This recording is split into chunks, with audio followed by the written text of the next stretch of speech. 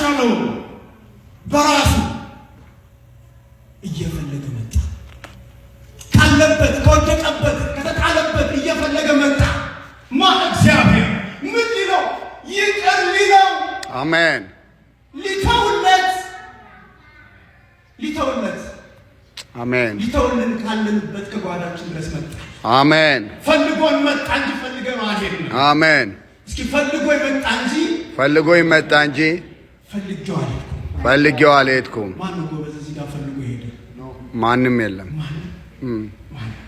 ስለዚህ የበደሉንን ሰዎች ጋር እኛው ነን የምንሄደው እንጂ እነሱ አይደለም ወደኛ የሚመጡት።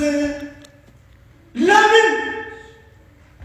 እኛው ነን ምህረትን የምናደርግላቸው። ተደርጎልና አይተናልና። ሲኦልስ እንዴት ነው የሆነው? አምላክ ሆኖ ሳለ ሃሌሉያ ክብሩን እንደመቀማት ሳይቆጥረው የባሪያን መልክ መስሎ ዝቅ ብሎ መጣ። ምን ሊፈልግ መጣ? አሜን። ወዴት ነህ ሊል መጣ። ወዴት ነሽ ሊል መጣ። የት ናችሁ ሊለን መጣ።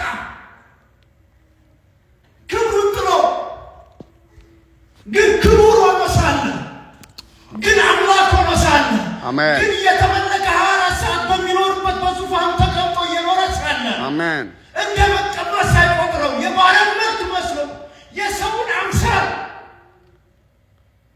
መጣ ሊፈልገን። አሜን። የት ነሽ? የት ነህ?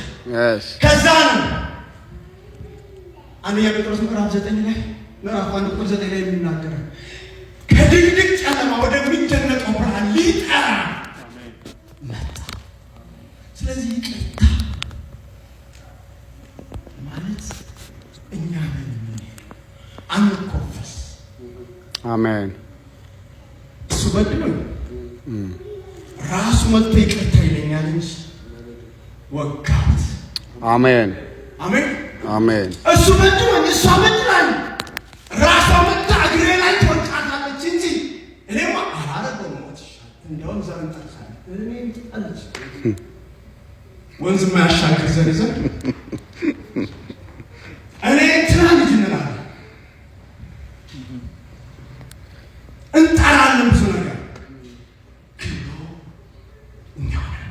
አሜን። እሱ ክብሩን ጥሎ ከመጣና እኛ ከፈለገ እኛም ደግሞ ክብራችንን ጥለን ዝቅ ብለን ወንድሜ በድለኛል እና ይቀበላል። አሜን። ጌታ ኢየሱስ ክርስቶስ መጥቶ ይህንን ዋጋ ከከፈለልን በኋላ ያ ታስሮ የነበረው ፊታችን ተፈታ። አሜን አሜን። ተፈታ። ድቅድቅ ጨለማ የነበረው ፊታችን ብርሃን ለበሰ። አሜን። ፕሬዝ ጋድ። ብርሃን ሆነልን።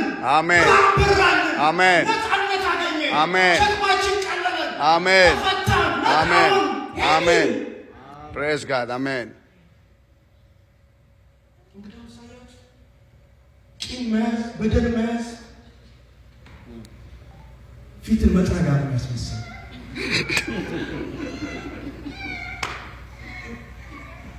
ፍታ። አሜን ፍታ።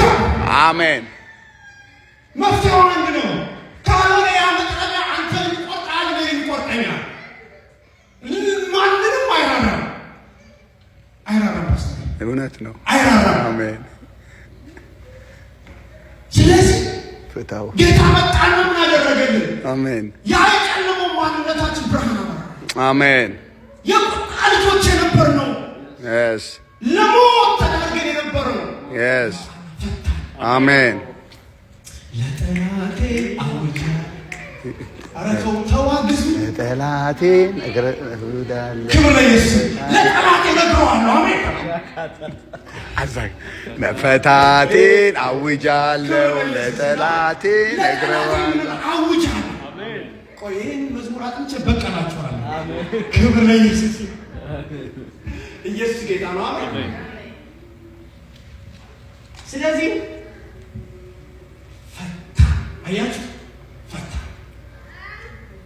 ከዛም ጊዜ በኋላ እኔና እናንተ ከድቅድቅ ጨለማ ከወጣን በኋላ ምንድን ነው የሆነው? የሚደነቀውን ብርሃን የለበስነው። ወደሚደነቅ